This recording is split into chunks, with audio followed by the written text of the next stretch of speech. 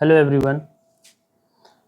आज का जो हमारा टॉपिक है, आप बोल सकते हो आज जो हम डिस्कस करने वाले हैं, ये हमारे पास जो ये पेपर है, एलन का पेपर है, जिसमें हम आज फिजिक्स के सॉल्यूशन को देखेंगे। कौन सा पेपर है और इस पेपर का सिलेबस क्या है मैं आपको बता देता हूँ। तो ये जो पेपर है वो है, एक सेकेंड, वो हमारे पास जो पेपर है वो किसका है, जो अभी टेस्ट हुआ है 17 ऑफ अगस्त को, है ना, 17 अगस्त 2025। ये जो पेपर है वो किसका है, एल एन DLP का जो ऑल इंडिया टेस्ट सीरीज होता है ना, ठीक है, उसका पेपर है। टेस्ट नंबर कौन सा है, टेस्ट नंबर 4, है ना, माइनर। तो इसका सॉल्यूशन में हम लोग आज जो कराएंगे, आज तो मैं अभी कराऊंगा, उसमें मैं अभी फिजिक्स का कराने वाला हूँ, ठीक है। इसमें सिलेबस क्या है फिजिक्स में, पहला जो है हमारा वो है work power energy, circular motion, और क्या है, मैग्नेटिज्म, और जो एक्सपेरिमेंटल स्किल्स ऐड हुए हैं मैग्नेटिज्म में, है ना, उसका ये पूरा 3-4 टॉपिक्स हैं। और ये सारे जो टॉपिक्स हैं बहुत अच्छे अच्छे टॉपिक्स हैं, है ना। तो अगर और इसके क्वेश्चंस भी, जो ये टेस्ट है ना, टेस्ट नंबर 4 है, इसके क्वेश्चंस भी काफ़ी अच्छे हैं। तो अगर आप लोग टेस्ट दिए हो तो तब तो ज़रूर देखो, अगर नहीं भी दिए हो, है ना, तो क्वेश्चन प्रैक्टिस अगर आपको करना है तो आप ये सीरीज को पूरा देखो, ठीक है। एक एक क्वेश्चंस में मैं पूरे अच्छे से एक्सप्लेन करूँगा, हर एक क्वेश्चन का एक्सप्लेनेशन ट्राई करूँगा कि अपनी तरफ से मैं पूरा बता दूँ, है ना, कि अगर फ्यूचर में अगर आप ऐसा कोई टेस्ट दोगे जिसमें इस टाइप के क्वेश्चंस आएंगे तो आप उसको फिर दोबारा से सॉल्व कर सकते हो, ठीक है। तो चलिए स्टार्ट करते हैं। पहला ही जो क्वेश्चन है हमारा वो बहुत अच्छा क्वेश्चन है, ठीक है। पहला जो क्वेश्चन है उसमें हमें बोला है कि which of the following force is not conservative. अब देखो, कंजर्वेटिव फोर्स है या नहीं है ना, इसको हम लोग कैसे देखेंगे। तो कंजर्वेटिव और नॉन कंजर्वेटिव, पहले तो हमें ये जानना पड़ेगा कि कंजर्वेटिव और नॉन कंजर्वेटिव होता क्या है। तो कंजर्वेटिव और नॉन कंजर्वेटिव को हम सिंपल सा अगर डिफाइन करें, कंजर्वेटिव को अगर मैं बताऊं कि कंजर्वेटिव क्या होता है, कंजर्वेटिव, है ना, तो ये जो कंजर्वेटिव है, ये कंजर्वेटिव फोर्स, अभी मैं फोर्स ही बता रहा हूँ, कंजर्वेटिव फोर्स या कंजर्वेटिव फील्ड क्या होता है, ये जो ऐसा फोर्स या ऐसा फील्ड जो क्या है, पाथ से क्या हो, इंडिपेंडेंट हो, है ना, मतलब कि पाथ इंडिपेंडेंट, पाथ इंडिपेंडेंट का मतलब, मान लो कि एक पार्टिकल यहाँ से ऐसे गया, है ना, बी वाले पॉइंट पे, यहाँ पे ये पॉइंट ए था और ये पॉइंट बी है, ठीक है। तो ये पार्टिकल, एक पार्टिकल जो है इस वाले पॉइंट पे ऐसे चल रहा था, तो अगर उसका जो फोर्स है अगर वो पाथ पे डिपेंड करता है ना, तो उसको हम लोग क्या बोलेंगे कि वो नॉन कंजर्वेटिव फोर्स है, ठीक है, नॉट कंजर्वेटिव या नॉन कंजर्वेटिव फोर्स है। और अगर वो पाथ पे नहीं डिपेंड करके वो सिर्फ इनिशियल और फाइनल पॉइंट, अगर हम इसको मिलाएं, है ना, ए और बी को, तो सिर्फ इस वाले पॉइंट पे अगर वो डिपेंड करता है, ठीक है, तो उसको हम लोग बोलेंगे कि ऐसा फोर्स है, कंजर्वेटिव फोर्स है। तो बेसिकली फील्ड या ऐसा फोर्स जो क्या हो, पाथ पे अगर डिपेंड करे तो उसको हम लोग नॉन कंजर्वेटिव बोलेंगे, जो पाथ पे से इंडिपेंडेंट हो, है ना, तो उसको हम लोग कंजर्वेटिव फोर्स बोलेंगे, ठीक है। अब ये जो है, ये जो क्वेश्चन है ना, कि हम लोग इसमें कैसे फोर्स अगर दिया हो या इलेक्ट्रिक फील्ड या दिया हो, है ना, तो उसको हम लोग कैसे चेक करते हैं कि कंजर्वेटिव है कि नहीं है। तो इसका एक लंबा सा प्रोसेस है, ठीक है, बिना आप उसको जाने हुए आप ऐसे डायरेक्ट देख के नहीं बता सकते हो कि कौन सा कंजर्वेटिव होगा और कौन सा नॉन कंजर्वेटिव होगा। तो क्वेश्चन नंबर 1 जो है बहुत ही अच्छा क्वेश्चन है, ठीक है। इसको हम लोग कैसे करेंगे, इसमें थोड़ा टाइम लगेगा तो आप लोग ध्यान से देखना, है ना। पहले मैं बताता हूँ इसका डिटेल कि हम लोग इसको चेक कैसे करेंगे, ठीक है। तो इसके लिए हम लोग नए पेज पे आ जाते हैं और स्टार्ट करते हैं कि इसमें देखिए, कुछ आपने अगर बेसिक मैथ में पढ़ा होगा तो ठीक है, अगर नहीं भी पढ़ा होगा तो मैं आपको बता दूंगा, ठीक है। कुछ चीज़ें इसमें जाननी जरूरी है। जैसे देखिए, जो फोर्स होता है ना, F बराबर क्या होता है, minus del u upon del r, ठीक है। ये जो फोर्स कंजर्वेटिव फोर्स बराबर होता है F बराबर minus del u upon del r. अब यहाँ पे जो है ना, ये हम लोग del u upon del r जो लिख रहे हैं, ये क्या है, पार्शियल डिफरेंशिएशन है, ठीक है, del u upon del r, ठीक है। तो यहाँ से हम लोग पार्शियल डिफरेंशिएशन करके कंजर्वेटिव फोर्स से हम लोग एनर्जी और कंजर्वेटिव फोर्स में ये रिलेशन होता है, ठीक है। एक तो आपको ये जानना है ना, ये तो आना ही चाहिए, है ना, कि कंजर्वेटिव फोर्स और पोटेंशियल एनर्जी में क्या रिलेशन होता है।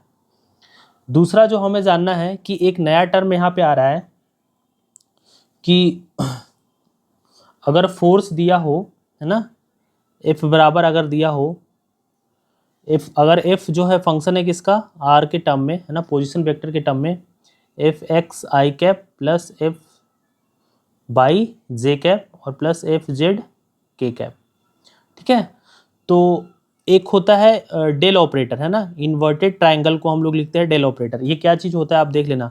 पार्शियल डिफरेंशिएशन को हम लोग डेल ऑपरेटर से डिनोट करते हैं, इसको बोलते हैं del upon del X I cap plus del upon del Y J cap और plus del upon del Z K cap, ठीक है। अब देखो कंजर्वेटिव और नॉन कंजर्वेटिव है कि नहीं, इसको कैसे चेक करेंगे। तो जो ये डेल ऑपरेटर होता है, ठीक है, डेल ऑपरेटर क्रॉस, है ना, एफ वेक्टर, ठीक है। अब ये जो क्रॉस प्रोडक्ट है, दो वेक्टर का क्रॉस प्रोडक्ट आपने बेसिक मैथमेटिक्स में पढ़ा होगा कि कैसे करते हैं, इसको बोलते हैं curl of F, curl of F, है ना। ये अगर ये जीरो आ गया दोनों का, अगर हम लोग दोनों का क्रॉस प्रोडक्ट कराते हैं, ठीक है, जैसे वेक्टर में कराते हो क्रॉस प्रोडक्ट, अगर ये जीरो आ गया तो हम लोग बोलते हैं क्या कि ये क्या है, कंजर्वेटिव फोर्स है, ठीक है। और अगर ये जीरो नहीं आया तो हम लोग क्या बोलेंगे कि ये नॉन कंजर्वेटिव फोर्स है ना। तो अगर ये जीरो आ गया तो ये क्या है, कंजर्वेटिव है, और अगर ये नॉट इक्वल टू जीरो है तो ये क्या है, नॉन कंजर्वेटिव फोर्स है, ठीक है। अभी देखो इतने से काम नहीं होगा, है ना, हमें इसको पूरे अच्छे से करना पड़ेगा। अब इसका क्रॉस कराएंगे कैसे, ठीक है, इसका लिखने का तरीका क्या होता है। तो देखो डेल ऑपरेटर में पार्शियल डिफरेंशिएशन वाला टर्म आएगा, ठीक है ना। तो अगर हम लोग डेल क्रॉस आर, डेल को पहले रखना है, डेल क्रॉस एफ अगर कराएंगे चेक करने के लिए, यहाँ फोर्स की जगह पे इलेक्ट्रिक फील्ड भी होगा जब इलेक्ट्रिक फील्ड का फंक्शन होगा। अभी हमारे पास क्या है, फोर्स को चेक करना है ना। तो हम लोग क्रॉस प्रोडक्ट कराने के लिए ऐसे करते थे ना, आई कैप जे कैप और के कैप लिखते थे, ठीक है। इसके ऊपर प्लस माइनस और प्लस ऐसे लिख लेते थे, ठीक है। ये आएगा, पहले डेल ऑपरेटर को लिख रहे हैं तो del upon del X, I cap के सामने आएगा डेल अपॉन डेल एक्स, जे कैप के सामने डेल अपॉन डेल वाई और डेल अपॉन डेल जेड, ठीक है। और नीचे क्या आएगा, एफ एक्स एफ वाई और एफ जेड। अब देखो जब तुम इसको क्रॉस कराओगे, है ना, हमें चेक करना है कि इसका क्रॉस प्रोडक्ट क्या आना चाहिए, जीरो कंजर्वेटिव के लिए। तो जब तुम इसको आई कैप लिखोगे तो आई कैप क्या आएगा तुम्हारा, आई कैप कैसे लिखेंगे हम लोग, तो आई कैप लिखेंगे, तो देखो ध्यान से देखना पेन के मूवमेंट को। आई कैप जब तुम लिखोगे तो इसको काट दोगे, है ना, ठीक है। और ये क्या हो जाएगा, यहाँ से यहाँ क्रॉस मल्टीप्लाई हो जाएगा, है ना, ठीक है। और ये क्रॉस मल्टीप्लाई हो जाएगा, साथ में क्या आएगा, माइनस आएगा। तो आई कैप को किसे लिखेंगे, ये देखो ये आएगा डेल अपॉन आई कैप क्या होगा, डेल अपॉन डेल वाई होगा, है ना। और यहाँ पे ये क्या आ जाएगा, एफ जेड आ जाएगा, ठीक है। इसको मैंने मल्टीप्लाई किया है, ये वाले जहाँ मैं एरो लगा रहा हूँ इसको ध्यान से देखो, जो ब्लैक कलर से अभी मैंने मार्क किया है, ठीक है, इसको मैंने क्या लिखा, डेल अपॉन डेल वाई, और साथ में क्या आया ऊपर एफ जेड, ठीक है, मल्टीप्लीकेशन में। फिर आएगा क्या, माइनस का साइन, तो मैंने भी यहाँ बीच में माइनस लगाया। उसके बाद मैं क्या लिखूंगा, डेल अपॉन डेल जेड, और इसमें क्या आएगा फंक्शन एफ अपॉन बाई। अब देखो आपको ना पार्शियल डिफरेंशिएशन भी आना चाहिए। पार्शियल डिफरेंशिएशन कैसे करते हैं, तो पार्शियल डिफरेंशिएशन जैसे डिफरेंशिएशन करते हो वैसे ही करते हैं, लेकिन पार्शियल डिफरेंशिएशन में ध्यान रखना है कि अगर कोई टर्म कांस्टेंट है ना, जैसे देखो अभी जब हम इसका डिफरेंशिएशन करेंगे तो जेड का डिफरेंशिएशन बाई के रिस्पेक्ट में क्या हो जाएगा, जीरो हो जाएगा। बाई का डिफरेंशिएशन जेड के रिस्पेक्ट में क्या हो जाएगा, जीरो हो जाएगा। तो अच्छा देखो जो बच्चे नए हैं जिनको कुछ समझ में नहीं आ रहा है ये वाला टर्म, है ना, तो देखो इसके लिए आपको ना बेसिक्स आना चाहिए, ठीक है। जिसको थोड़ा बहुत आ रहा है वो देखे, नहीं तो आप थोड़ा वेट करो दूसरे क्वेश्चन के लिए, ठीक है। इसको तो आपको 100% अगर समझना है तो देखो, अगर समझ में आ जाए तो ठीक है, नहीं तो आप अपने टीचर से बोल सकते हो कि हमें ये वाला बता दीजिए क्वेश्चन वगैरह। अगर आप खुद से कर रहे हो प्रिपरेशन तो थोड़ा मुश्किल है, लेकिन मैं अगर टाइम मिलेगा मेरे को तो मैं ट्राई करूँगा कि ये वाला जो क्वेश्चन है स्पेसिफिक क्वेश्चन है, ठीक है, ये कोई शायद ही कोई टीचर्स करवाते हैं, बहुत कम सारे टीचर्स करवाते हैं, तो मैं इसको एक अपने लेक्चर्स में एक्सप्लेन कर दूंगा जब मुझे टाइम मिलेगा।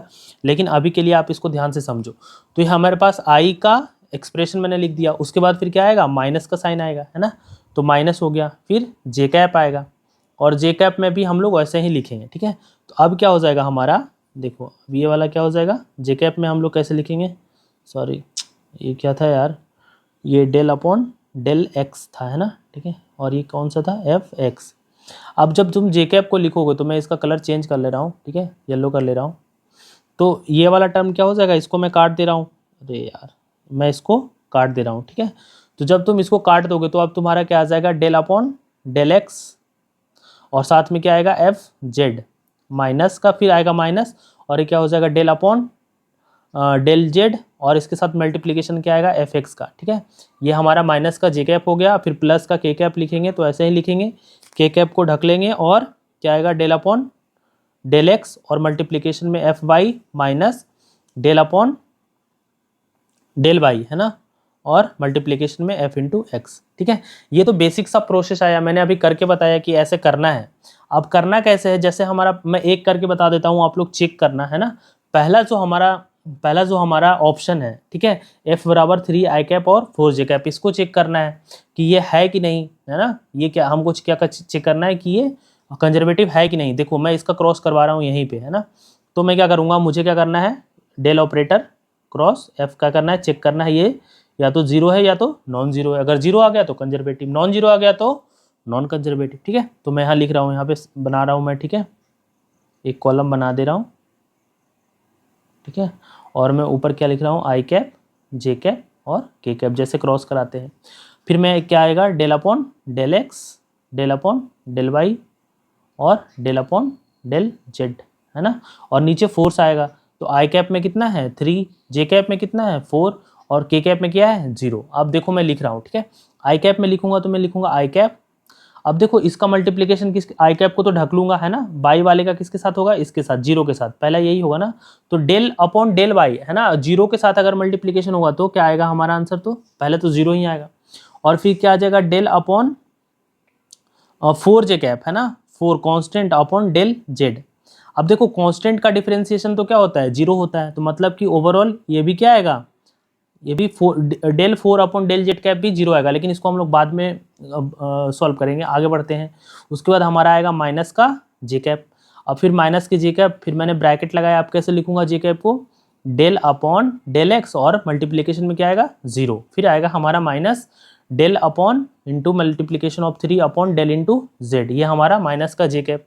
और फिर प्लस का के कैप में मैं क्या लिखूंगा, आई को मैं क्रॉस मल्टीप्लाई करूंगा बाई के साथ तो हो जाएगा डेल अपॉन डेल एक्स और फिर कांस्टेंट हमारा कौन 4, फिर माइनस का आएगा डेल अपॉन डेल वाई और फिर कांस्टेंट कितना आएगा 3।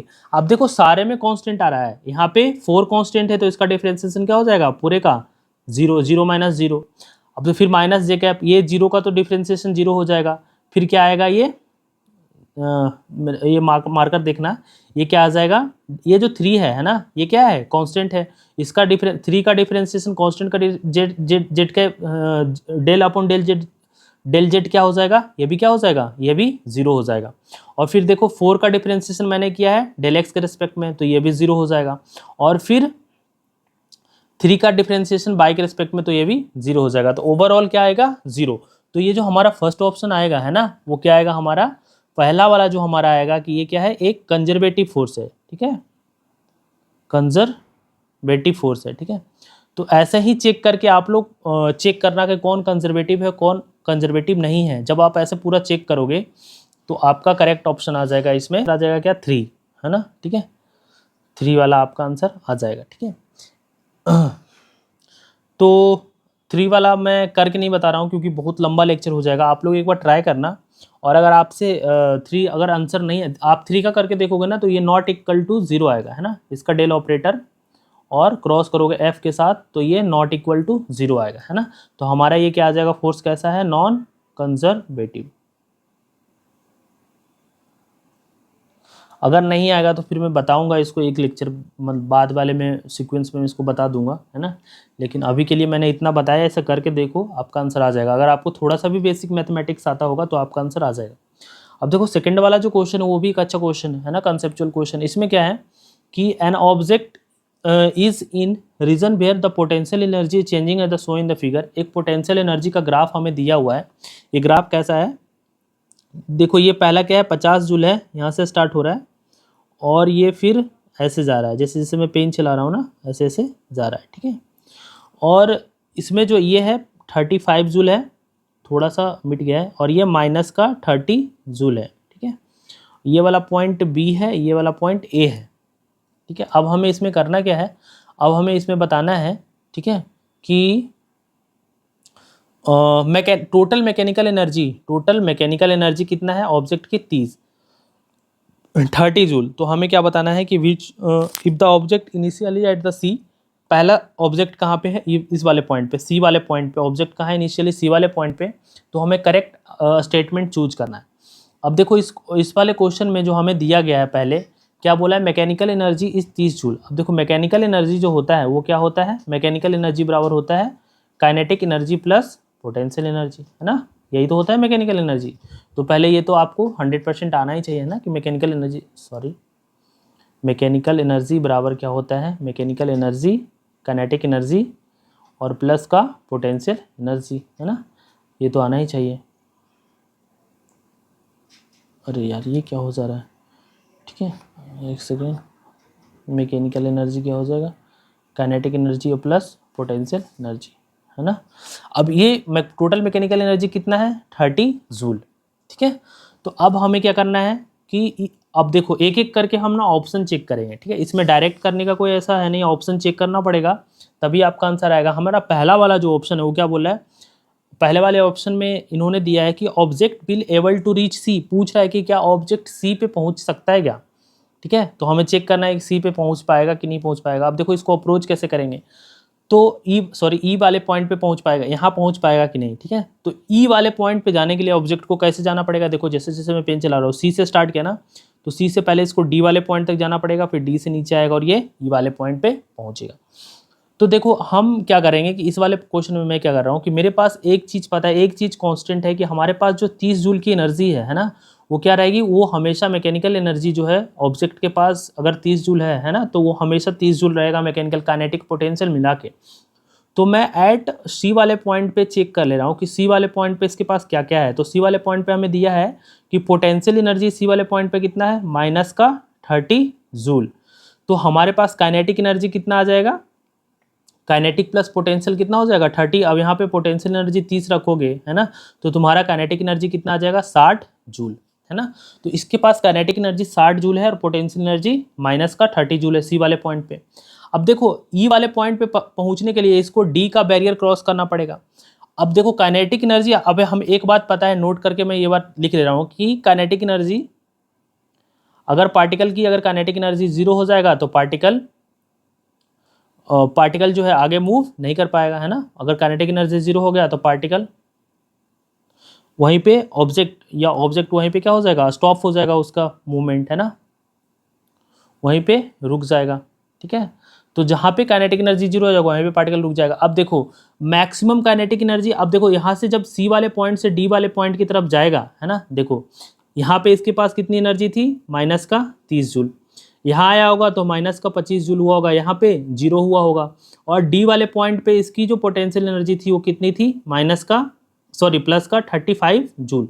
अब देखो हम डी वाले पॉइंट पे चेक करते हैं इसके पास एनर्जी बची है कि नहीं बची है। तो हम लोग अगर डी वाले पॉइंट पे चेक करें, एट द डी वाले पॉइंट पे, तो इसके पास टोटल मैकेनिकल एनर्जी कितनी है 30 जूल, है ना। काइनेटिक एनर्जी हमें चेक करना है, काइनेटिक एनर्जी कितनी होगी इसके पास, पोटेंशियल कितना है प्लस का 35 जूल।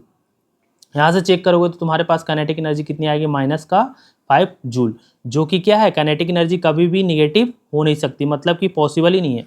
मतलब पार्टिकल डी वाले पॉइंट पे जा ही नहीं सकता, जब डी वाले पॉइंट पे नहीं पहुंच पाएगा तो फिर ई वाले पॉइंट पे कैसे पहुंच पाएगा, है ना। तो ऐसे करके चेक करना है। तो हमारा पहला वाला ऑप्शन क्या हो गया, रॉन्ग हो गया। दूसरा वाला ऑप्शन चेक करते हैं, at the point C kinetic energy of the object is 50 joule. बोला है कि सी वाले पॉइंट पे काइनेटिक एनर्जी इसकी 50 जूल है। तो चलो चेक करते हैं एट पॉइंट सी। तो एट सी वाले पे चेक करें तो मैकेनिकल एनर्जी कितनी है 30 जूल, काइनेटिक एनर्जी निकालना है और पोटेंशियल कितना है, पोटेंशियल माइनस का 30 जूल। तो यहाँ से काइनेटिक एनर्जी कितनी आएगी 60 जूल।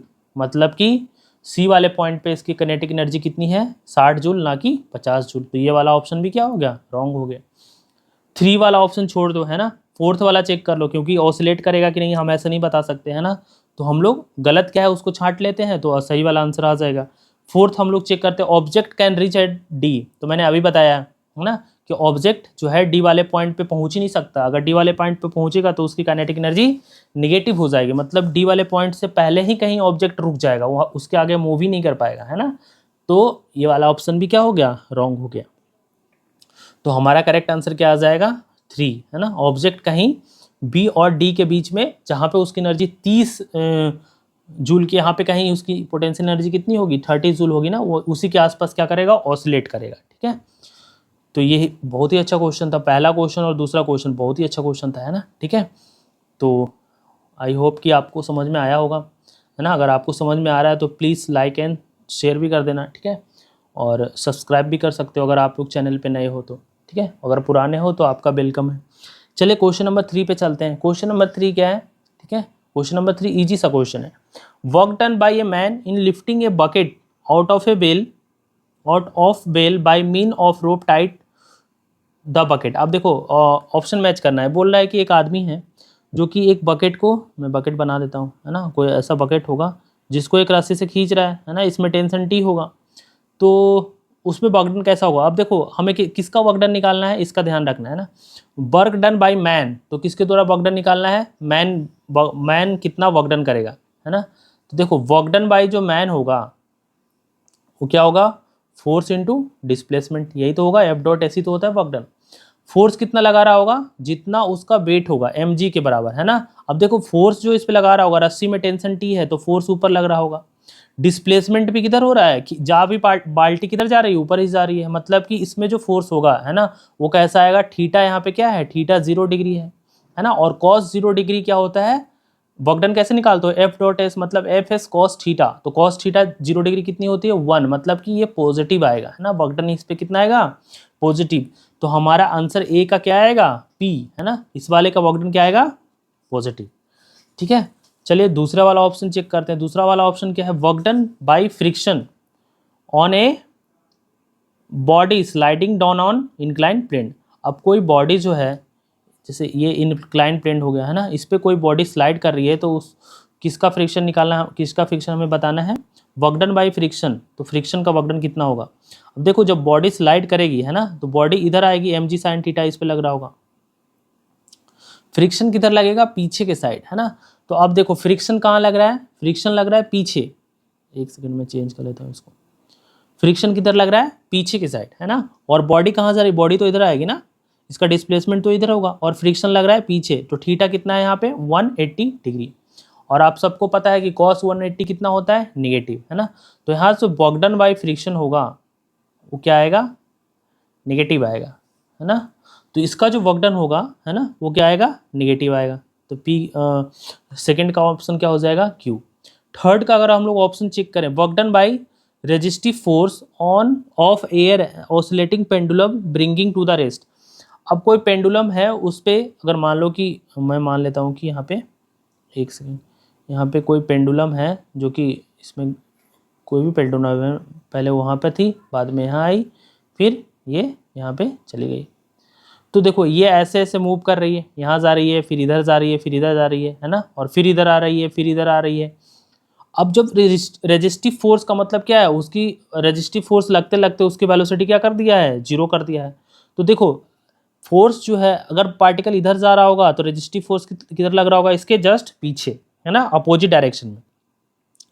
फोर्स किधर लग रहा होगा, अपोजिट डायरेक्शन में, डिस्प्लेसमेंट के अपोजिट, तभी तो उसकी वेलोसिटी धीरे धीरे घटेगी, है ना। तो यहाँ पे भी थीटा क्या होगा 180 डिग्री, मतलब कि वर्क डन क्या होगा, नेगेटिव, है ना।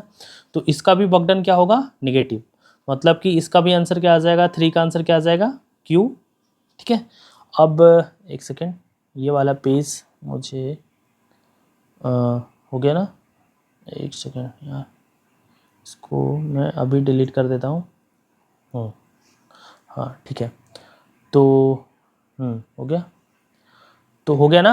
3 का तो हमें पता चल गया था, 3 का आंसर क्या आएगा, क्यू, है ना। वर्क डन क्या आएगा, नेगेटिव। अब एक ऑप्शन और बचा है फोर्थ वाला। फोर्थ में क्या है, work done by applied force on a body moving rough horizontal plane, rough horizontal plane with a uniform velocity. अब देखो कोई ऑब्जेक्ट को यूनिफॉर्म वेलोसिटी से खींच रहा है, कोई एफ फोर्स लगा के इसको खींच रहा होगा, तो रोकने वाला कौन होगा, इसके पीछे जो फ्रिक्शन लग रहा होगा। अब हमें वर्क डन किसका देखना है, अप्लाइड फोर्स का, मतलब जो ये फोर्स अप्लाइड है उसका वर्क डन। तो देखो फोर्स भी इधर लगा रहे हैं, डिस्प्लेसमेंट भी इधर है, मतलब कि थीटा कितना है 0 डिग्री, तो वर्क डन कितना आएगा, पॉजिटिव, है ना। तो फोर्थ वाले का ऑप्शन भी क्या हो जाएगा, वर्क डन क्या हो जाएगा, पॉजिटिव, मतलब कि फोर्थ का आंसर भी क्या आ जाएगा, पी। तो हमारा जो करेक्ट आंसर होगा थर्ड वाले का, है ना, वो क्या हो जाएगा, मैच कर लेते हैं। ए फर्स्ट का ऑप्शन क्या आया हमारा P, सेकेंड का ऑप्शन क्या आया Q, थर्ड का ऑप्शन क्या आया Q, और फोर्थ का ऑप्शन क्या आया P, है ना। तो थर्ड का आंसर क्या हो जाएगा 4। ठीक है, थोड़ा सा बेसिक सा क्वेश्चन था लेकिन अच्छा क्वेश्चन था। बॉगडन का कॉन्सेप्ट क्लियर हो गया होगा। ठीक है, चलिए नेक्स्ट वाला जो क्वेश्चन है हमारा बहुत ही अच्छा क्वेश्चन है। ठीक है, एन ऑब्जेक्ट ऑफ द मास 100 ग्राम। अब 100 ग्राम इसको हम लोग ऐसा यूनिट में कन्वर्ट कर लेते हैं, मतलब कि 1 kg इनिशियली एट रेस्ट। ठीक है, इनिशियल मतलब कि इनिशियल वेलोसिटी इसकी क्या होगी 0। एक्सपीरियंस ए टाइम डिपेंडेंट फोर्स। अब देखो फोर्स यहाँ पे जो है ये क्या है, टाइम के साथ वेरिएबल है, तो हमें क्या बताना है, power generated by the force at the time t। अब देखो हमें पावर बताना है, तो आपको पता है कि पावर बराबर क्या होता है, force into velocity F dot B. अब देखो क्वेश्चन में हमें फोर्स पता है ना, हमें वेलोसिटी निकालना है किसी भी तरीके से, तभी तो हम लोग डॉट प्रोडक्ट लगा पाएंगे।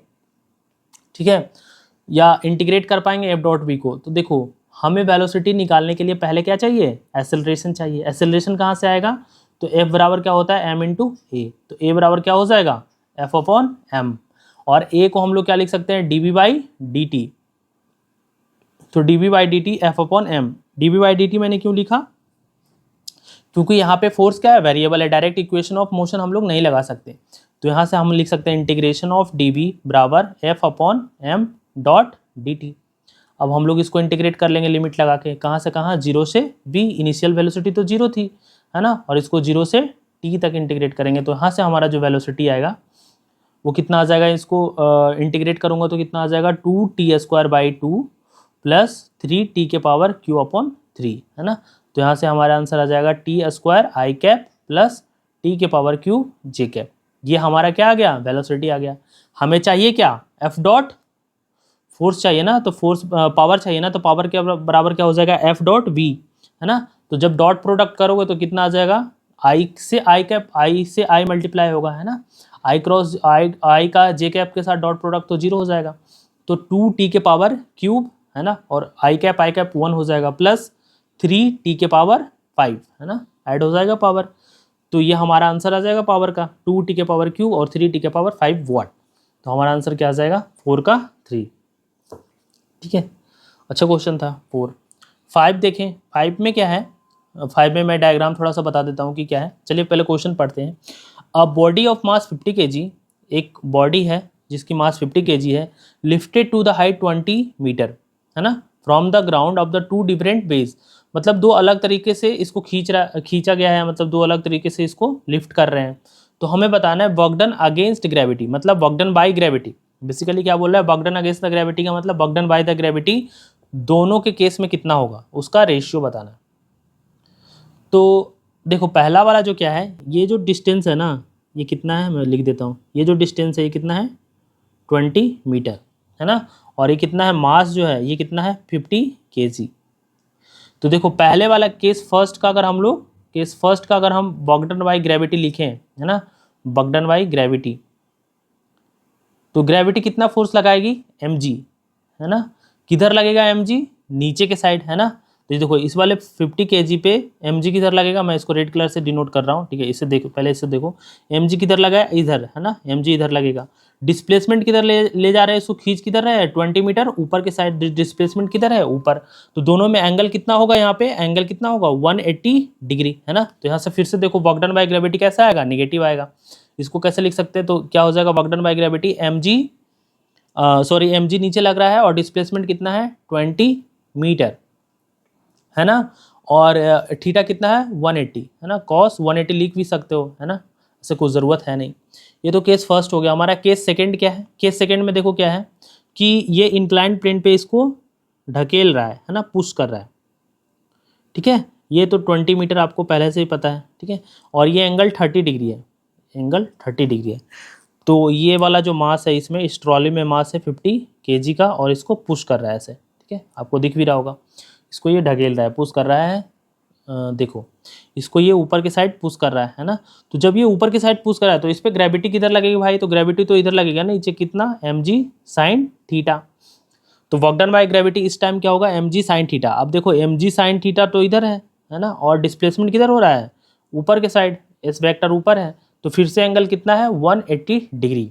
तो इसको हम लोग लिख सकते हैं केस 2 का जो केस सेकेंड में जो वर्क डन बाई ग्रेविटी होगा वो क्या होगा, work done by the gravity क्या होगा, mg sin थीटा, ये तो नीचे के साइड लग रहा है, और डिस्प्ले, अच्छा ये पहले इंक्लाइन प्लेन का डिस्प्लेसमेंट निकालना पड़ेगा, ये कितना होगा, तो देखो sin 30 बराबर हम लोग लिख सकते हैं, सॉरी छूट गया, sin 30 बराबर हम लोग क्या लिख सकते हैं, sin 30 डिग्री बराबर क्या हो जाएगा, परपेंडिकुलर अपॉन हाइपोटेनस। परपेंडिकुलर कितना है 20 मीटर, हाइपोटेनस हमें निकालना है, ये निकालना है ना, यही हो जाएगा ना। परपेंडिकुलर तो देखो ये हो गया 30 डिग्री ये है ना, और हाइपोटेनस इसका ये है, तो हमें क्या निकालना है, परपेंडिकुलर अपॉन हाइपोटेनस। तो यहाँ से हाइपोटेनस कितना हो जाएगा, अब साइन 30 कितना होता है, साइन 30 1/2 बराबर 20 अपॉन एच, तो यहाँ से एच कितना आ जाएगा 40 मीटर।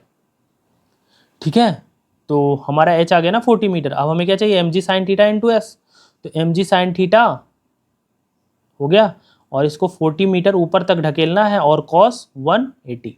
अब देखो कॉस 180 तो क्या, अब दोनों का सिंपल रेशियो ले लेना है। जब दोनों का तुम रेशियो करोगे, ठीक है, कर लेना है ना, तो तुम्हारा कर ही देता हूँ यार, तुम लोग करो कि नहीं पता नहीं। देखो एम जी कितना हो जाएगा 500, ये हो गया 20, और कॉस 180 कितना होगा माइनस का 1, नीचे कितना आ जाएगा एम जी साइन थीटा कितना है 30 डिग्री, तो ये हो जाएगा 500/2 को मैं ऊपर लिख रहा हूँ, और ये और डिस्प्लेसमेंट कितना है, इंक्लाइंड प्लेन का डिस्टेंस कितना है 40 मीटर। अब तुम्हें दिख रहा होगा कि ये 500 कट गया, ये 22 टाइम्स कट जाएगा, और ये भी कट जाएगा, और नीचे भी माइनस आएगा -180, तो माइनस माइनस भी कट जाएगा। तो हमारा आंसर क्या आ जाएगा 1:1, तो 5 का आंसर क्या आ जाएगा हमारा 3। अच्छा क्वेश्चन था ये भी, है ना, 5 नंबर भी क्वेश्चन अच्छा था। 6 नंबर देखिए, 6 नंबर क्या है, 6 number, a body of the mass mkg slide from the rest along the curve of the vertical circle. अब ये जो सर्कल दिख रहा है ये कैसा है, वर्टिकल सर्कल, एक वर्टिकल सर्कल में एक बॉडी घूम रही है, vertical from point A to point B, frictionless path, the velocity of the body at B वाले पॉइंट पे इसकी वेलोसिटी क्या होगी।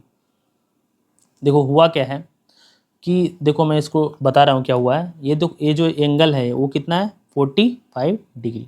ये देखिए आपको एक पार्टिकल यहाँ पे है, या बोल सकते हो mkg का ब्लॉक यहाँ पे ए वाले पॉइंट पे है, यहाँ से क्या हुआ इसको छोड़ दिया गया है ना, तो ये जो सर्कल है ये क्या है फ्रिक्शन लेस है, तो ये बी वाले पॉइंट पे आएगी, है ना, तो हमें बताना है कि बी वाले पॉइंट पे इसकी वेलोसिटी क्या होगी। तो देखो एकदम बेसिक सा क्वेश्चन है सर्कुलर मोशन का, इसको आप लोग किससे कर सकते हो मोशन अंडर ग्रेविटी से भी कर सकते हो। क्यों, क्योंकि ये जो सरफेस है वो कैसा है फ्रिक्शन लेस है। मैं इसको फिर से बना रहा हूँ डायग्राम, देखो है क्या ये आखिर में, आखिर चीज़ क्या है ना, है क्या कि एक सेकेंड, ठीक है, अब देखो ये इसको भी बना लेते हैं यार, हाँ ठीक है।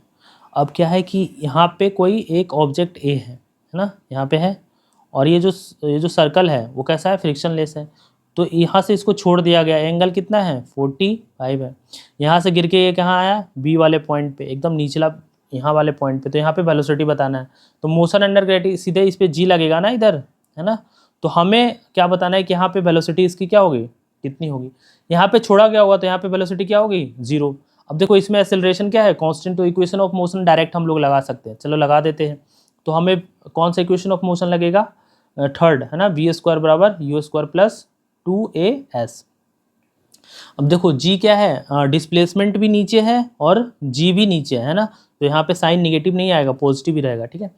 इनिशियल वेलोसिटी 0 है, चलो फाइनल वेलोसिटी हमें निकालना है 2, एक्सेलरेशन कितना है g, सिर्फ s चाहिए। अब s कौन सा लोगे भाई, s कौन सा लोगे, तो जो देखो यहाँ से यहाँ तक का जो डिस्टेंस होगा, है ना, ठीक है, यहाँ से यहाँ तक का जो डिस्टेंस होगा, डिस्प्लेसमेंट सॉरी, यही होगा ना s, है ना, जिसको मैंने अभी बताया है। अब देखो ये वाला जो था ये रेडियस ऑफ सर्कल था, है ना, तो ये जो डिस्टेंस होगा, इसको मैं अलग कलर से बनाता हूँ यार, ये जो डिस्टेंस होगा ये एंगल 45, तो ये भी 45, तो ये जो डिस्टेंस होगा यहाँ तक का जो डिस्टेंस होगा वो कितना होगा, यहाँ तक का जो डिस्टेंस होगा कितना होगा r cos 45 लिख लो, है ना, r cos 45 डिग्री। और यहाँ से यहाँ तक का जो डिस्टेंस होगा, यहाँ से, अरे इसको दूसरे कलर से मैं यूज कर रहा हूँ अभी, ब्लू कलर, ठीक है, ब्लू तो पहले से ही था। अब यहाँ तक निकल गया ना, यहाँ से यहाँ तक का निकल गया क्या r cos 45, और यहाँ से यहाँ तक का डिस्टेंस कितना होगा ये तो आर ही होगा ना, यही वाला डिस्टेंस तो है, ठीक है। तो टोटल डिस्टेंस कितना हो जाएगा, r plus r cos 45 degree. तो आर को बाहर निकाल लो तो 1 प्लस कॉस 45 कितना होता है, 1/√2 डिस्टेंस आ गया हमारा। अब आर की वैल्यू कितनी है भाई, आर कितना है, body of the mass m kg slide down curve, r दिया हुआ है कितना 14 मीटर है ना।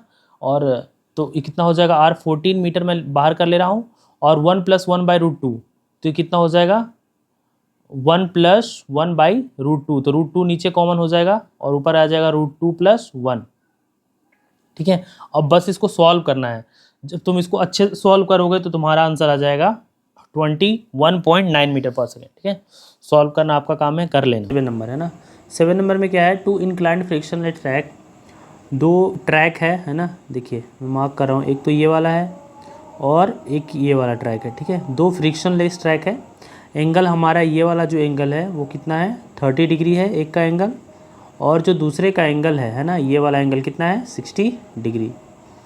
इसमें एक पार्टिकल को हाँ एक बार इस वाले इंक्लाइंड प्लेन पे गिराया गया जिस पे मैं मार्क कर रहा हूँ, और एक बार दूसरे वाले इंक्लाइंड प्लेन से इसको छोड़ा गया। तो हमें बताना है कि find the ratio of time taken by the stone to reach at the bottom. तो जब ये बॉटम पे पहुँचेगा तो दोनों का रेशियो क्या होगा।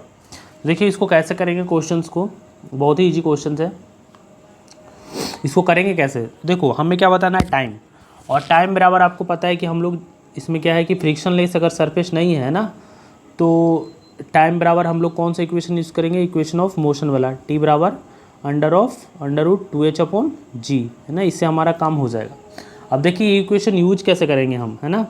तो देखो यहाँ पहले वाले ट्रैक के लिए अगर हम लोग बात करें, देखो इस वाले ट्रैक के लिए अगर हम लोग बात करें तो इसमें क्या होगा कि इसमें देखिए डिस्टेंस तो हमारा डिस्प्लेसमेंट कौन सा होगा, ये वाला जो मैंने अभी सर्कल किया है ना।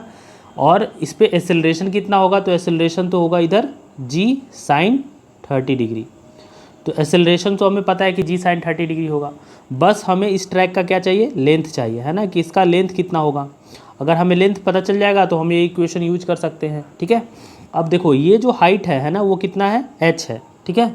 मैं इसके लिए फर्स्ट सर्कल के लिए बना रहा हूँ, मैं यहाँ पे क्या करता हूँ, सबसे पहले मैं एक परपेंडिकुलर डाल देता हूँ ए से ट्रायंगल के बीच में, है ना, एक परपेंडिकुलर मैंने डाल दिया, और इस वाले ट्रायंगल को मैं अलग से बना रहा हूँ। देखिए कौन सा ट्रायंगल, ये वाला जो मैंने अभी सर्कल किया है, इस वाले ट्रायंगल को मैंने परपेंडिकुलर डाल के अलग किया, इसको मैं अलग से बना रहा हूँ, कैसे, ऐसे। देखिए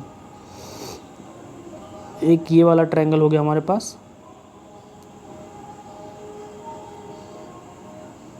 ठीक है, जिसमें आप देखिए आप क्या है, जिसमें हमारा ये वाला जो डिस्टेंस है हमारा, उसको मैं h1 मान ले रहा हूँ, h1 हमें निकालना है, और ये जो हाइट है वो कितनी है h, ठीक है, ये हाइट कितनी है h है।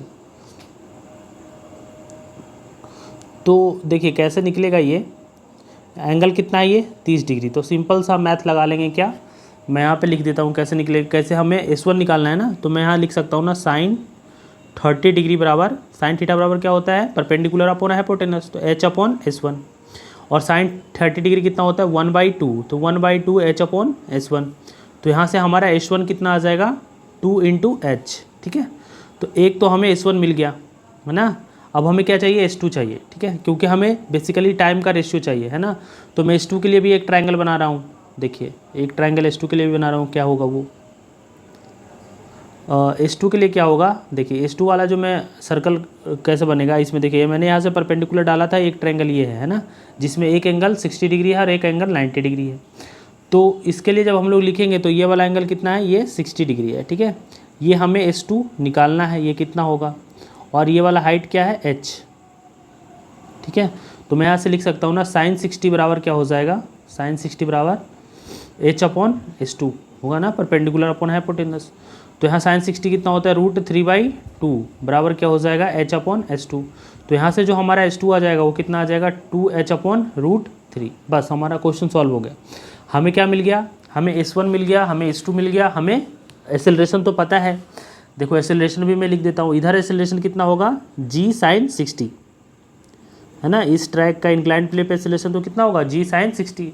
यहाँ पे एक्सेलरेशन कितना था पहले वाले ट्रैक का, तो g sin 30, है ना। तो अब हमें बस टाइम का रेशियो लेना है। तो जब हम टाइम का रेशियो लेंगे, मैं ऊपर ही कर देता हूँ इसको सॉल्व, T1/T2 करेंगे, ठीक है। तो अगर मैं T1/T2 करूँ तो क्या हो जाएगा, अंडर रूट ऑफ H/G, यही होता है, ठीक है। तो मैं T1 2H/G होता है, आपको पता चल गया। अब मैं देखियो मैं रेशियो ले रहा हूँ, है ना। H1 हमारा कितना है, H1 तो हमारा ये है ना, H1 कितना है 2H, है ना, और H2 हमारा कितना है 2H/3, ठीक है। तो मैं H1 लिख रहा हूँ, है ना। पहले T1 के लिए मैं क्या लिखूँगा, अंडर रूट ऑफ 2 H1 कितना है हमारा 2 इंटू एच अपॉन एसेलरेशन की तरह इधर इस साइड एसेलरेशन कितना है G sin 30 डिग्री, ठीक है। ये तो हमारा क्या आया, T1 के लिए आएगा। T2 के लिए हमारा क्या आएगा आंसर, T2 के लिए हमारा क्या हो जाएगा 2H, H की जगह पर क्या आएगा S2 हमारा कितना है 2H/√3, है ना, और नीचे आएगा G sin 60, ठीक है। अब इसको सॉल्व करोगे तो मैं सॉल्व कर देता हूँ, ठीक है। ये देखो 2 इंटू 2H ये कैंसिल हो जाएगा, 2 इंटू 2H इससे कैंसिल हो जाएगा, G आपस में कैंसिल हो जाएगा, बचेगा क्या, मैं क्या कर रहा हूँ पहले इस वाले इक्वेशन को मैं स्क्वायर कर ले रहा हूँ, है ना, तो रूट हट जाएगा, तो T1/T2 का होल स्क्वायर, है ना, इक्वल टू क्या होगा। अब देखो बचा क्या, तो यहाँ तो नीचे बचा sin 30 डिग्री, है ना, और ये वाला ऊपर चला जाएगा, ठीक है, ये वाला सबसे ऊपर चला जाएगा, तो बचेगा √3 sin 60, ठीक है, √3 sin 60। अब देखो √3 sin 60 कितना होता है, √3/2, और sin 30 कितना होगा 1/2, तो ये आपस में कैंसिल हो जाएंगे। तो हमारा फाइनल आंसर क्या आ जाएगा, T1/T2 का होल स्क्वायर बराबर 3/1। हमें क्या चाहिए, T1/T2 चाहिए, स्क्वायर नहीं चाहिए, है ना। तो T1/T2 कितना हो जाएगा √3:1, है ना। तो हमारा आंसर क्या आ गया, √3:1, ठीक है। तो करेक्ट आंसर क्या हो जाएगा हमारा, कौन सा था, 7 नंबर था ना, 4, √3:1, है ना, करेक्ट आंसर हो जाएगा। अच्छा क्वेश्चन था ये। चलिए हम लोग चलते हैं नेक्स्ट वाले क्वेश्चन पे। अब जो नेक्स्ट वाला क्वेश्चन वो पैराग्राफ का क्वेश्चन है। इसमें क्या है, एक पैराग्राफ दिया हुआ है, इससे रिलेटेड 3-4 क्वेश्चन है, उसको सॉल्व करना है। क्या है, एक बिंड मिला कोर प्रिंसिपल, मतलब कि पवन चक्की बोल सकते हो इसको, एक बिंड मिला core principle is converting kinetic energy bind into the mechanical energy. मतलब कि ऐसा एक वो है जो बिंड से जहाँ करंट बनाते हैं ना, इलेक्ट्रिसिटी बनाते हुए, ऐसा एक लगा हुआ है, बड़े बड़े जो पवन चक्की होते हैं वो है ना, बिंड मिला, ठीक है। तो वो क्या कर रहा है कि एक कन्वर्ट कर रहा है काइनेटिक एनर्जी, बिंड के काइनेटिक एनर्जी को मैकेनिकल एनर्जी में। बिंड मिला है ब्लेड है उसके पास, जिस पे हवा परपेंडिकुलरली आएगी या हवा उसको रोटेट करेगी। Are designed to catch the wind as the wind blow against the handle. जब बिंड क्या आएगी, हैंडल पे पड़ेगी, उसके अगेंस्ट पड़ेगी, तो it create a force that cause them to spin और rotate around the central shaft. देखो कुछ इस तरीके से होता है ना, आप देखे भी होंगे कभी टीवी वगैरह पर, या कहीं कहीं लगा भी होता है, ठीक है, जहाँ पे रेगिस्तान वगैरह में इस तरह के बहुत लंबे लंबे चौड़े चौड़े ऐसे लगे होते हैं, ढेर सारे, है ना। जनरली तो एक में 3 होता है ना, ठीक है। तो ऐसे ऐसे करके ये क्या होते हैं, लगे होते हैं एक लाइन से, ठीक है। तो ऐसे करके ढेर सारे ऐसे इसमें लगे होते हैं, और क्या होता है, जैसे ही हवा तेज बहती है तो क्या होता है, ये घूमता है। जब ये घूमेगा तो फिर क्या होगा, इसमें मोटर लगा होगा, फिर इलेक्ट्रिसिटी उससे हम लोग बनाएंगे, ठीक है। तो अब क्या है कि convert into the rotational energy using the work, the blades of the windmill speed up the circle area A. जो ब्लेड है उसका एरिया ए। अब देखो एक ब्लेड का एरिया नहीं दिया है उन्होंने, पूरे ही बिंड मिला का जो पूरा एरिया है वो बेसिकली दिया है, जिसका सर्कल का एरिया कितना है ए, है ना। और जो हवा की डेंसिटी हो कितनी है रो, और जो वेलोसिटी v वेलोसिटी से हवा बह रही है, ठीक है, परपेंडिकुलर टू द सर्कल। तो हमें क्या बताना है, अब इसमें देखो क्वेश्चंस में आंसर क्या करना है, what is the mass of the air passing through the time T time में कितना एयर वहाँ से पास होगा। दूसरा क्या है, kinetic energy of the air passes through the time T, kinetic energy कितना होगा उस टी टाइम में। उसके बाद क्या निकालना है, पावर निकालना है 25% उसका। तो ढेर सारे क्वेश्चन है, ठीक है। तो देखिए हम लोग करते जाते हैं। पहले हमें क्या चाहिए, what is the mass of the air passing through the time T. हमें क्या निकालना है कि टी टाइम में उससे कितना मास पास होगा। तो देखो क्या है कि मैं बताता, मान लेते हैं कि सर्कल ही बोला है ना, सर्कल का एरिया है, तो मान लेते हैं कि जो 3-4 ऐसे बिंड लगे थे, बिंड मिला मतलब लगा हुआ था, ठीक है, तो मैं ऐसा मान लेता हूँ कि ये सारे एक सर्कल में थे, है ना, और इसका एरिया कितना था ए, ठीक है। एक मैं और बना लेता हूँ, और ये सारे क्या थे, एक सर्कल में, है ना, एक सर्कल में था। अब थोड़ा सा ठीक है, चलो ठीक है ना, एक सर्कल में था जिसका एरिया ये था। अब क्या था कि इस पे हवा आ रही थी और ये घूम रहा था, ठीक है। तो इस पे परपेंडिकुलर ऐसे हवा आएगा, है ना, और ये घूमेगा शाफ्ट पूरा, ठीक है। जैसे भी वो घूम रहा है ना, परपेंडिकुलर हवा इस पे आ रही है, घूम रहा है, तो हमें क्या बताना है, what is the mass of the air passing through time T. तो हमें क्या चाहिए, मास चाहिए, है ना। हमें कहीं ना कहीं दिया हुआ है डेंसिटी दिया हुआ है, हमें दिया क्या है, डेंसिटी, रो क्या है, एयर की डेंसिटी, है ना, एयर डेंसिटी। और क्या दिया हुआ है, वी क्या है, velocity of wind, velocity of wind.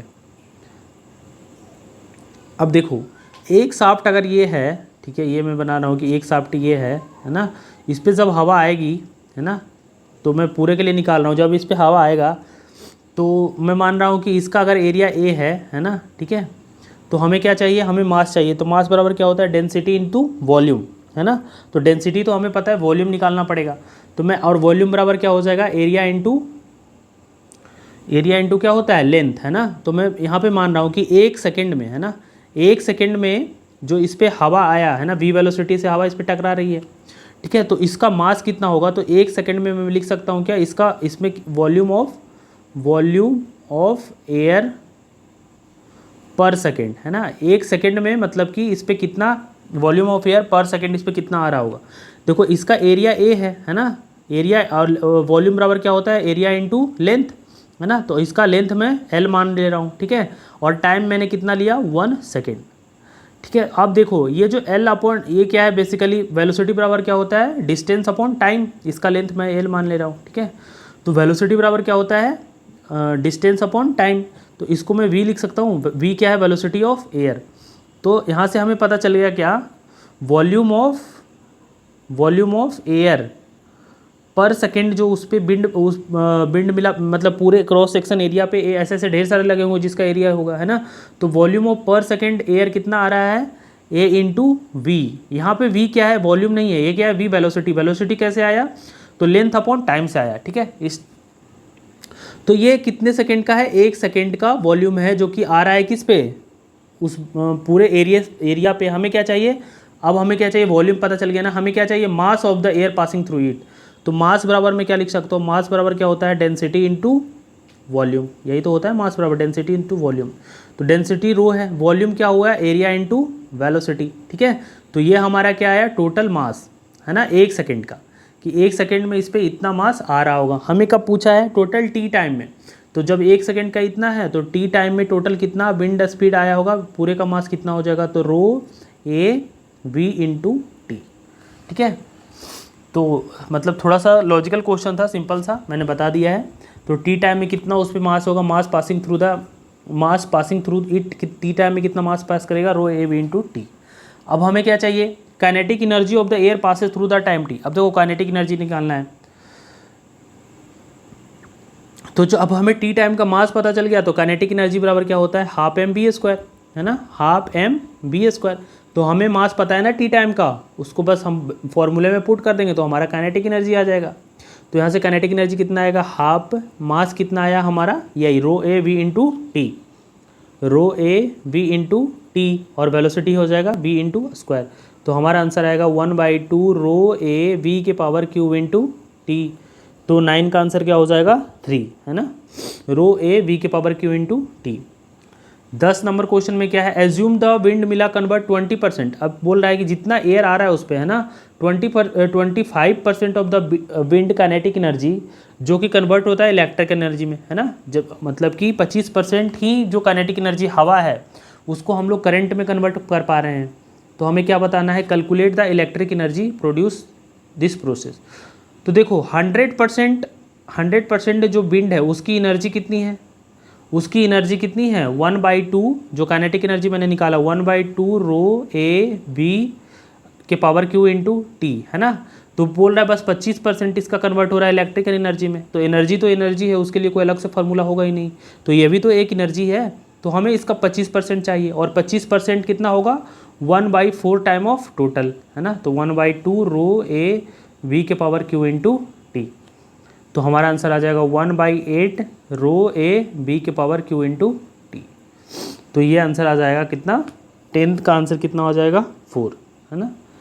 11 में क्या कर रहा है, कैलकुलेट द इलेक्ट्रिक पावर। अब क्या पूछा है, इसके पहले एनर्जी पूछी थी, अब क्या पूछा है, power. Power produce in the above process. अब देखो पावर बराबर क्या होता है, पावर बराबर होता है वर्क अपॉन टाइम, यही होता है ना, work done per unit time. अब देखो एनर्जी बेसिकली यही तो है ना, यही तो वर्क है टोटल, है ना। काइनेटिक एनर्जी जो कन्वर्ट में हुआ है इलेक्ट्रिक एनर्जी में, ये कितना है, तो 1/8 रो ए बी के पावर क्यू इंटू टी। अब हमें पावर पूछा है तो इसको टी से डिवाइड कर देंगे, तो हमारा आंसर क्या हो जाएगा, रो ए बी के पावर क्यूब।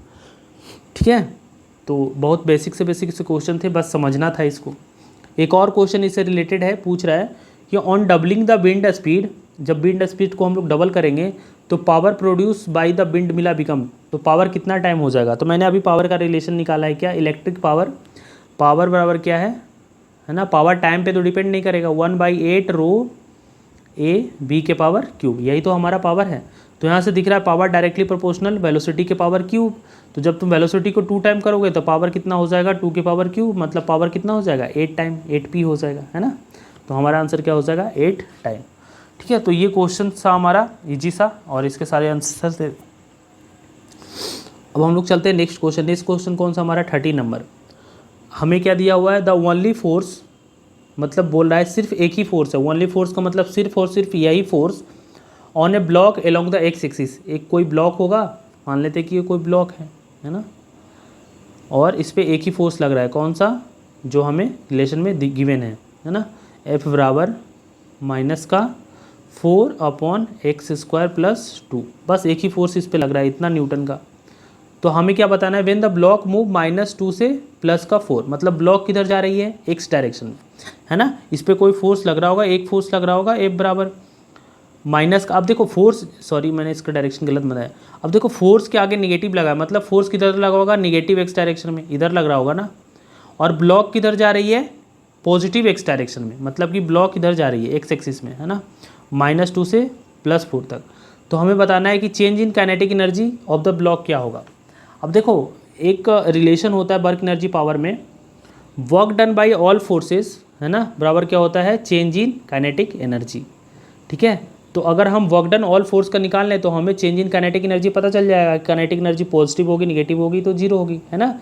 अब देखो वर्क डन कैसे लिखेंगे, तो सिर्फ अगर एक ही फोर्स लग रहा है तो हमें पता है फोर्स क्या लग रहा है, -4x² + 2, ये तो हमारा फोर्स है। और डिस्प्लेसमेंट किधर है इसका, पॉजिटिव का एक्स डायरेक्शन में, है ना, पॉजिटिव एक्स एक्सिस में लिख ही सकता हूँ इसको, है ना, क्योंकि देखो -2 से +4 मतलब कितना डिस्प्लेसमेंट हुआ एक्स डायरेक्शन में, 6 मीटर पॉजिटिव में। तो अब जब तुम दोनों का डॉट प्रोडक्ट करोगे तो ओवरऑल आंसर तुम्हारा क्या आएगा, निगेटिव में, है ना। मतलब कि इसका काइनेटिक एनर्जी भी क्या होगा, change in kinetic energy, sorry change in kinetic energy जो होगा वो कैसा आएगा, निगेटिव। काइनेटिक एनर्जी तो कभी निगेटिव आएगी ही नहीं, है ना।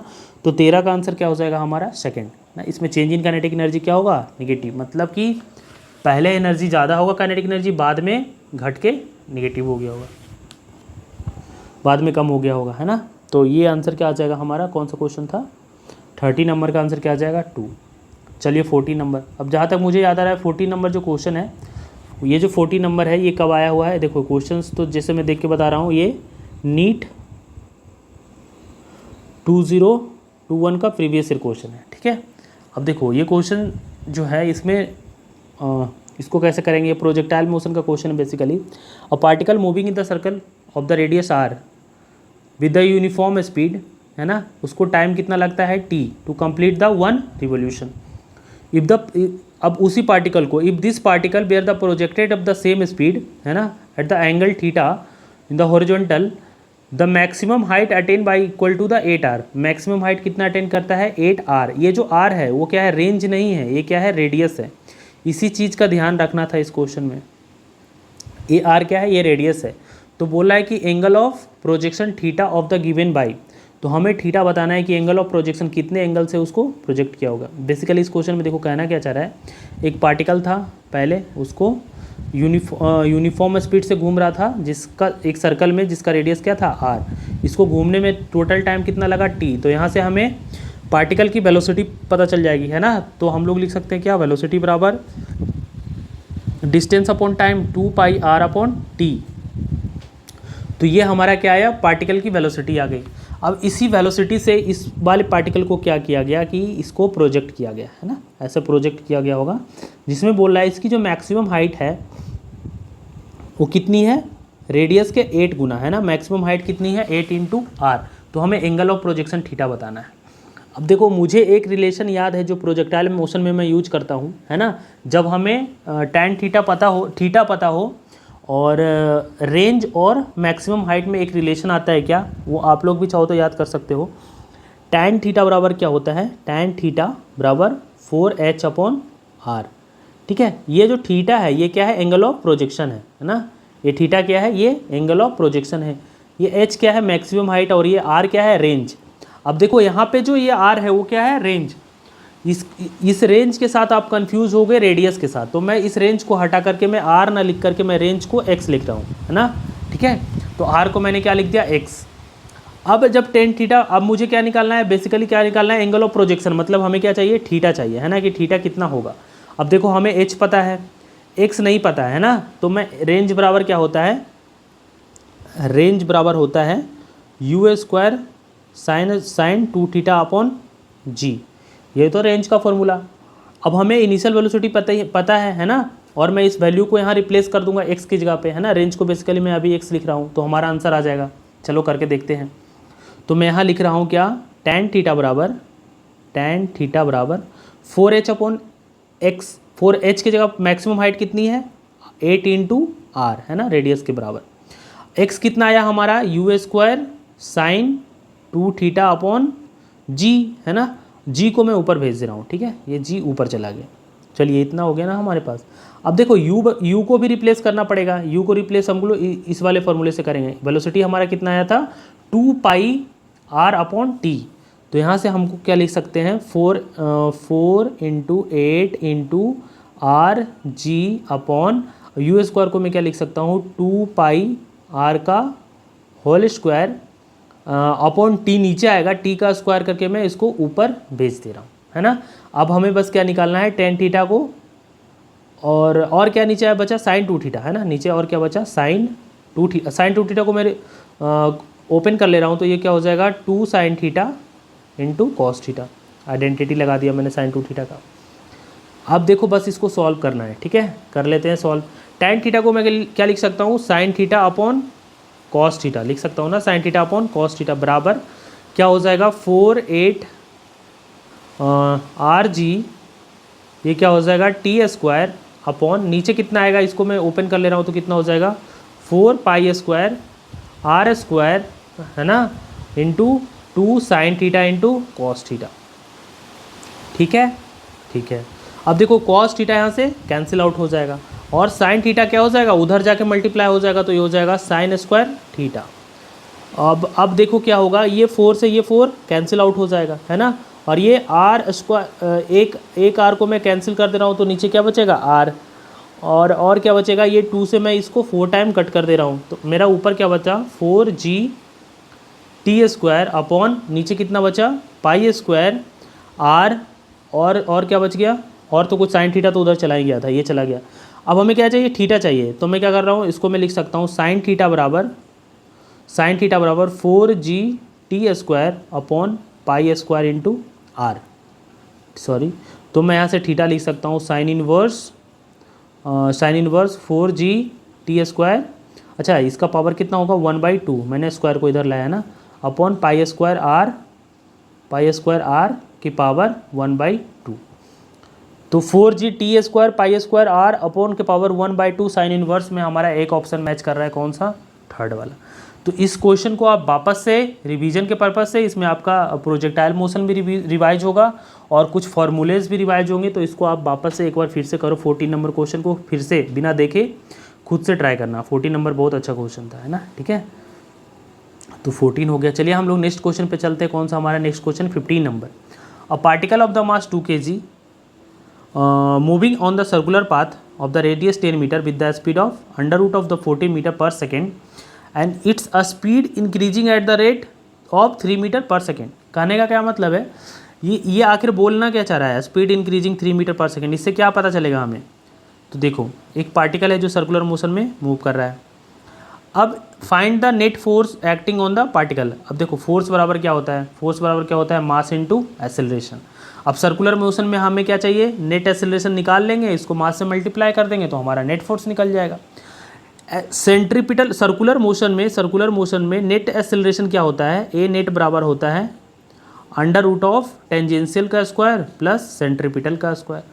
अब हमें पता है ये जो एक्सेलरेशन दिया हुआ है ना 3 metre per second square, increase rate मतलब कि वेलोसिटी के चेंज होने का रेट दिया हुआ है कितना, 3 मीटर पर सेकेंड से वो चेंज हो रहा है। तो बेसिकली ये जो एक्सेलरेशन दिया हुआ कौन सा एक्सेलरेशन है, ये जो हमारा गिवन है वो कौन सा है, टेंजेंशियल एक्सेलरेशन, जो कि हमें डायरेक्ट दिया हुआ है। इतना आपको पता होना चाहिए। सेंट्रीपिटल एक्सेलरेशन हम निकाल सकते हैं कौन सा, फॉर्मूला यूज करके, v square upon r. V square कितना है, अंडर रूट ऑफ 14 तो 40 सॉरी, तो इसका स्क्वायर करेंगे तो 40 आ जाएगा। रेडियस कितना है 10, तो सेंट्रीपिटल एक्सेलरेशन कितना आ गया 4। तो हम ए नेट लिख सकते हैं, ए नेट बराबर क्या हो जाएगा, अंडर रूट ऑफ 3 का स्क्वायर जो कि टेंजेंशियल था प्लस 4 का स्क्वायर जो कि सेंट्रीपिटल हो गया। तो नेट एक्सेलरेशन आ गया हमारा कितना, 5 metre per second square. F net कितना हो जाएगा, नेट एक्सेलरेशन को मल्टीप्लाई कर देंगे मास से, तो 2 kg इंटू 5 मतलब कि 10 metre per second, sorry force है ना तो 10 का न्यूटन आ जाएगा। ठीक है, तो हमारा आंसर हो जाएगा 15 का 2, है ना, 15 का क्या हो जाएगा 2।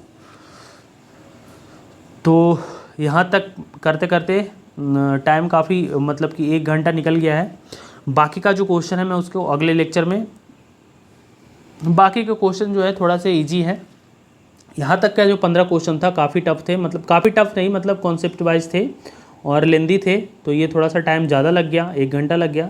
लेकिन मैंने ट्राई किया कि मैं अच्छे से कंप्लीट करूँ इसको, एक भी चीज़ स्किप ना करूँ। उसके बाद का जो क्वेश्चन है मैग्नेटिज्म, बेसिकली नहीं, अभी तो सर्कुलर मोशन ही है, ठीक है, और बाकी थोड़ा सा मैग्नेटिज्म स्टार्ट हो गया, ठीक है। तो इसके बाद क्वेश्चंस जो है मैग्नेटिज्म के हैं सर्कुलर मोशन के बाद, तो वो बाकी का मैं करा दूंगा, ठीक है। अभी मैं आज के लिए मैं इतना ही छोड़ देता हूँ, ठीक है। नेक्स्ट वाले लेक्चर में 1-2 दिन बाद जब मैं अपलोड करूँगा तो बाकी का सोल्यूशन अपलोड कर दूँगा, ठीक है। Thank you.